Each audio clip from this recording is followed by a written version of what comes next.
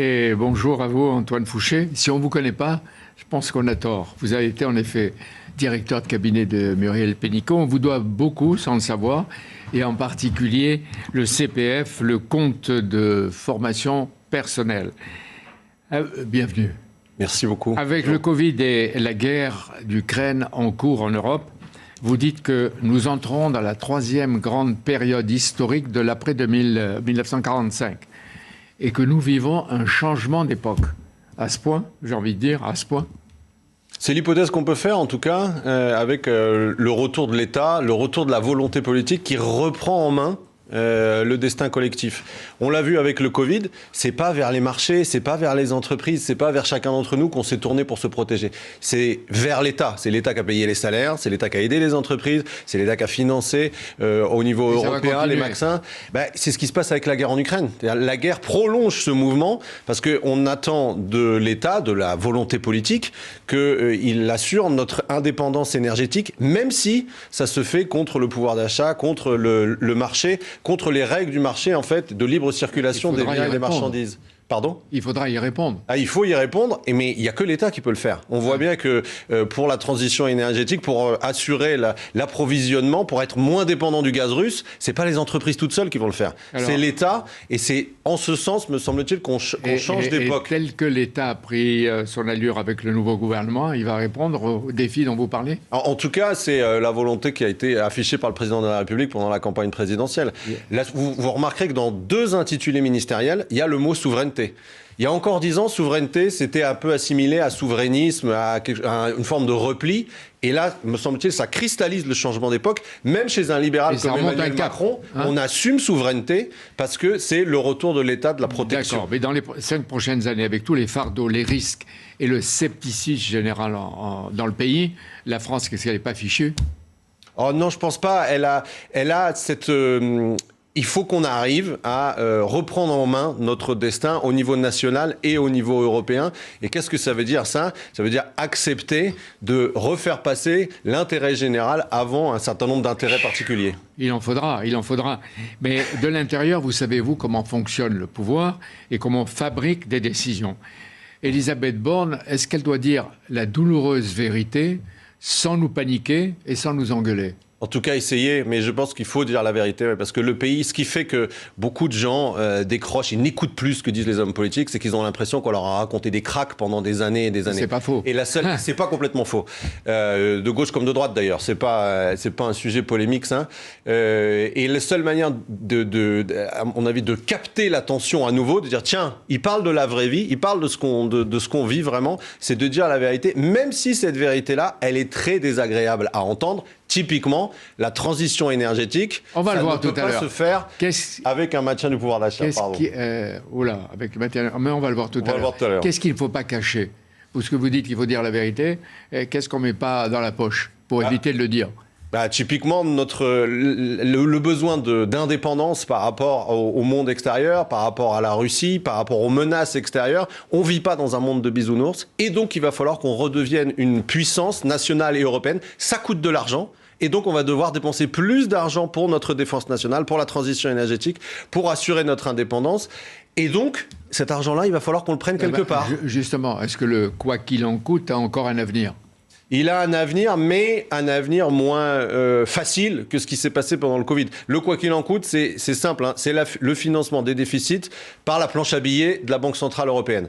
On peut continuer en partie, oui, mais la Banque Centrale Européenne ne veut plus arroser. C'est tout le débat qu'on a en Europe avec les Allemands, c'est-à-dire est-ce qu'on peut utiliser encore la planche à billets pour, pas toutes les dépenses, mais certaines qui préparent l'avenir, comme la santé, l'éducation et la transition énergétique. Les Allemands vont dire non sur rien, et nous, on va dire peut-être sur certaines dépenses, parce que c'est du bon investissement. Le débat, ça va être celui-là, entre bonnes et mauvaises dettes. On peut convaincre les 27 États de l'Europe, c'est compliqué. C'est l'intérêt général européen, donc on peut espérer les convaincre. Ouais. C'est leur intérêt aussi qu'on investisse dans la transition énergétique, c'est pas que français. Les ministres qui arrivent, on entend, et même la Première ministre, il faut écouter, il faut écouter. Mais est-ce qu'il suffit de dire j'écoute sans être en empathie avec l'opinion publique ou avec le peuple quand on a de telles vérités douloureuses à dire? Le mot-clé, c'est ça, c'est l'empathie. Et l'empathie, ça consiste à se mettre à la place de l'autre en se disant que peut-être que l'autre, même s'il pense quelque chose de différent, il a raison quand même. Et donc de prendre même son vocabulaire pour essayer de comprendre et construire des solutions communes. Mais vraiment, je pense que ce qui est important, c'est le cap. Le cap, il a été défini par le mandat présidentiel, c'est la démocratie, et donc le cap, il est clair. Mais ensuite, la manière d'atteindre ce cap, c'est là où il faut de l'empathie, et pour être capable d'entendre et éventuellement de changer sur les modalités, sur les options, et de faire autre chose que ce qui était prévu, pas sur la direction, mais sur la manière de faire. S'adapter, être très souple, mais encore une fois, on a l'impression, si on s'adapte, c'est du pragmatisme, c'est de l'arrivisme, etc. Non, pas du tout. Le cap ne doit pas changer, parce que le cap, il a été défini par le suffrage universel, mais la manière de faire, encore une fois, c'est de la co-construction. C'est ce qu'on va voir et juger. J'ai vu qu'il y a beaucoup d'enquêtes qui parlent des métiers les plus importants, les premiers métiers. Aujourd'hui, quels sont-ils ?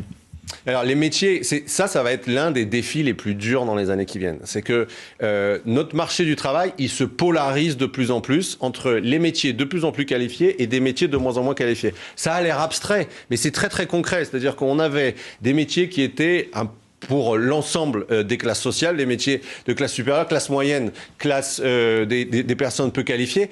Et là, c'est plus ce qui se passe. On a de plus en plus d'ingénieurs d'un côté et de plus en plus, si je prends une image, de femmes ou d'hommes de ménage, d'aides-soignants et d'aides à domicile. Et donc, du coup, là, c'est ça aussi qui fait que la France se sépare en deux, se divise en deux. On l'a vu au moment des élections, il y a deux France. On a deux France au moment des élections. On le voit dans les urnes et on le voit sur le marché du travail. Et ça, c'est ce qui va être très, très difficile. Et c'est là où aussi on a besoin d'un retour de l'État, c'est que si on laisse faire, ça va continuer. C'est-à-dire on va avoir encore plus, c'est ce que dit France Stratégie, un institut rattaché à Matignon, qui fait des prévisions sur 10 ans, encore plus de métiers très qualifiés, typiquement des ingénieurs informatiques, et encore plus de métiers moins qualifiés. Et moins de métiers au milieu. Oui, mais il faut une passerelle. Et la passerelle, il y a que l'État. Si on laisse faire le marché, ça ne marchera pas. Il faut une politique industrielle qui va réindustrialiser le pays pour recréer des emplois industriels de classe moyenne. Sinon, la France va continuer de se diviser. D'accord, je vois votre passion, mais quand vous dites qu'il faut réindustrialiser, est-ce que ça veut dire, alors qu'on nous dit tout le temps que les grandes usines, c'est fini, qu'il faut en fabriquer d'autres? Bah oui. C'est pas fini, les grandes usines. On peut en remettre à l'échelle française et à l'échelle par exemple, européenne. Et à l'échelle européenne. Évidemment, ça va pas être les grandes usines. Par exemple, par exemple, des usines de batterie. Et c'est d'ailleurs ce que est en train de faire l'industrie automobile. Là, le débat, ça va être où est-ce qu'on met... La transition énergétique, elle suppose une réindustrialisation sur l'hydrogène, sur le nucléaire, sur les batteries. Et donc, où est-ce qu'on va les mettre, ces usines, comme vous dites, qui vont recréer cette richesse-là? Et à un moment donné, il faut se battre pour qu'elle soit en France et qu'on recrée de l'emploi industriel en France. C'est pas qu'une question de souveraineté énergétique, c'est une question de cohésion sociale. Ouais.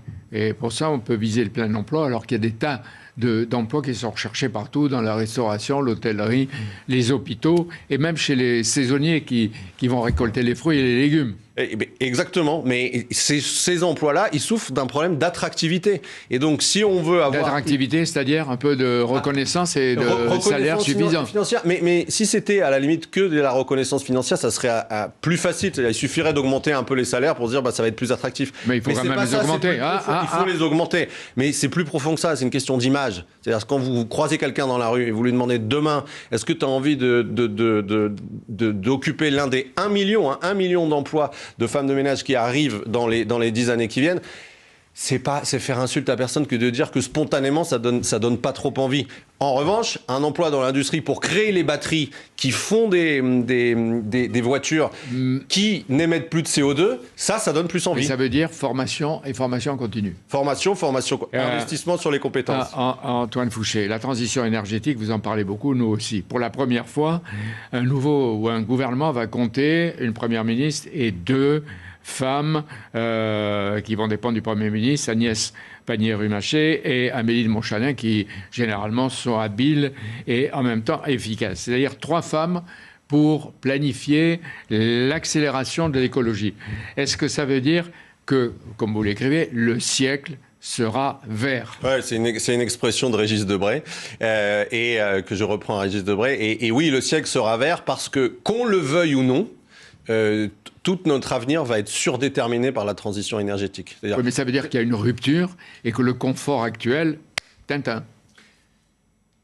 Ce qui est Tintin, c'est le fait que le niveau de vie, génération après génération, le niveau de vie matériel, génération après génération, va augmenter pour tout le monde. Ça, c'est Tintin. Et ça, c'est nouveau, parce que ça fait 2 siècles que génération après génération, ça augmente. Mais là, ce qu'on voit, c'est que, pour le résumer de façon simple, mais je pense précise, notre niveau de vie, il est lié aux hydrocarbures, c'est-à-dire il est lié à l'énergie carbonée. Or, l'énergie carbonée, c'est ça qui fait le réchauffement climatique. Et donc, le temps qu'on remplace l'énergie carbonée par de l'énergie non carbonée, il va bien falloir que notre niveau de vie en tout cas, évolue, voilà, pour le dire de façon soft. Et la question qu'on va avoir, c'est pas possible pour tout le monde, ça. Oui, c'est pas entendable pour tout le monde. Mais ça veut dire qu'il faut des moyens. Et il faut aller chercher, comme disait Georges Marchais, l'argent là où elle est. Et où elle est? Chez Total? Chez qui? Dans le patrimoine?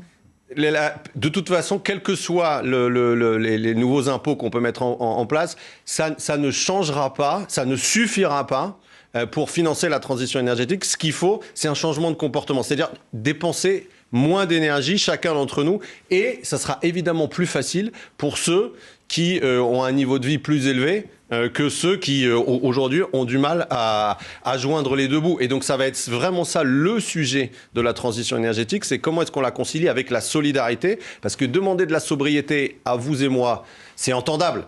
Demander de la sobriété à des personnes qui ont du mal à joindre les deux bouts, c'est inentendable et c'est inacceptable. Et alors, on le prend sur quoi? Sur le patrimoine? C'est une question de répartition des richesses et on peut prendre sur le patrimoine, c'est un débat qui peut permettre de donner un symbole sur la répartition des richesses. Mais encore une fois, ça et de la justice sociale, bien sûr, parce qu'il y a peu d'inégalités de revenus dans notre pays, mais il y a des inégalités de patrimoine. Mais le sujet, ce que je voulais dire et insister là-dessus, c'est que quelle que soit la taxation qu'on met en place, de toute façon, ça ne suffira pas. Et ce qu'il faut, c'est une réduction collective de notre consommation d'énergie carbonée. Collective, c'est-à-dire individuelle. Individuelle, oui. Ouais. C'est chacun d'entre nous. C'est chacun d'entre nous. Vous n'avez pas répondu sur le patrimoine. Qui perd, qui gagne dans l'avenir? Parce qu'on a l'impression qu'il y en a qui sont, je ne dis pas privilégiés, mais qui ont davantage, avec des revenus intéressants, et des jeunes qui en bavent. La question sur le patrimoine, c'est qu'on est en train de redevenir une société d'héritiers. C'est-à-dire qu'aujourd'hui, c'est un rapport du Conseil d'analyse économique de peu avant Noël, là, de Noël 2021, qui disait il y a 60% du patrimoine aujourd'hui qui est un patrimoine hérité. Ça veut dire qu'en moyenne, il faut que ça soit très concret pour les gens qui nous écoutent, ça veut dire qu'en moyenne en France, 60% de ce qu'on a, c'est pas le fruit de son travail, c'est ce qu'on a hérité de ses parents ou des personnes de sa famille. Et donc, dire qu'on est dans une société du travail alors que plus de la moitié de ce que les gens ont, c'est pas dû à leur travail, c'est très compliqué. Comment on fait ? Et donc, c'est la question de la redistribution. Le rapport en question propose une redistribution qui permet de redonner plus de réalité à l'égalité des chances. Parce qu'on ne peut pas dire qu'on soit dans une égalité des chances, dans une société d'égalité des chances, donc dans une société démocratique. Si, au départ, le patrimoine se transmet de façon aussi massive de génération en génération. Mais c'est compliqué à expliquer parce qu'on a l'impression... D'abord, et à réaliser, à expliquer, à réaliser. Si vous étiez moins, mais... si vous étiez aux affaires, ou quand vous y serez, quelle serait la première mesure? Sur quel sujet? Tout, pour établir à la fois la cohésion sociale et répondre à deux vertus à venir, la sobriété et la souveraineté. Et la solidarité, le troisième. C'est un ensemble cohérent de mesures, mais ça va pas être très loin de ce que le président de la République a proposé pendant la campagne, c'est-à-dire un cap qui permet à la France de baisser ses émissions en se réindustrialisant et en répartissant les efforts de façon juste, c'est-à-dire en aidant ceux pour lesquels c'est plus difficile, les plus bas salaires, qui ne peuvent pas supporter cette sobriété. Et c'est normal, on ne peut pas leur en vouloir de dire non, la sobriété, c'est pas pour nous. Dernière question, dans votre livre, vous dites que dans cette époque qui est en train de naître et de se transformer, ce qui est important, c'est le rapport de chacun à soi-même. Ça veut dire ? Le rapport de chacun à soi-même, c'est que je pense que ce qu'on a vécu pendant le Covid, c'est que on a bien tous senti qu'on ne s'en sortirait pas s'il n'y avait pas de civisme. C'est-à-dire si chacun ne jouait pas les règles du jeu collectif. Et que quand on jouait les règles du jeu collectif, on intensifiait sa propre vie. C'est-à-dire on avait l'impression de contribuer à quelque chose de plus grand que nous. Et ça... qu'on a vécu pendant le Covid, on peut le mettre aussi au service de la transition, de la réindustrialisation, c'est-à-dire du bien commun. Merci, vous reviendrez, j'en suis sûr. Antoine Fouché, bonne journée. Merci beaucoup à vous.